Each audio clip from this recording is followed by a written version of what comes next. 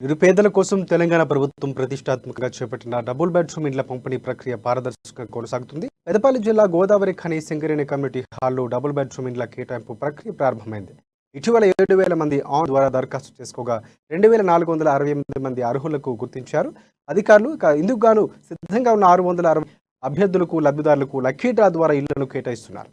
SC, ST, వికలాంగులతో పాటు general కేటగిరీలో lucky draw తీస్తూ అర్హులైన వారికి ఇళ్లను కేటాయిస్తున్నారు. అయితే ఈ డబుల్ బెడ్రూమ్ ఇల్లు పూర్తయితే లబ్ధిదారులకు అందించేందుకు అధికారులు ప్రణాళికలు సిద్ధం చేస్తున్నారు.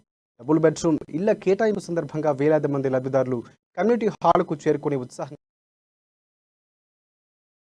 వీటిని పరీక్ష చేసి తర్వాత ఎవరెవరు అర్హుగా ఉన్నారో వాటిని గుర్తించడం జరిగింది. ఇందులో మొత్తం ఫీల్డ్ లెవెల్లో ఎంట్రీ చేసిన తర్వాత మనకు వచ్చిన ఎలిజిబిలిటీ అర్హత సాధించిన వాళ్ళు 2,468. ఈ 2,468ని మళ్ళీ నోటీస్ బోర్డు మీద ఉంచి 7వ తారీఖు నుంచి ఇక్కడ వచ్చినటువంటి అప్లికేషన్లను పూర్తి స్థాయిలో ఎలిజిబుల్ లిస్టును ఇనెలిజిబిలిటీ లిస్టును మళ్ళీ అక్కడ పబ్లిక్ చేయడం జరిగింది. పబ్లిక్ చేసిన వాటికి అక్కడ మళ్ళీ అప్లికేషన్స్ దరఖాస్తులను స్వీకరిస్తే అభ్యంతరాలను స్వీకరిస్తే అవి 557.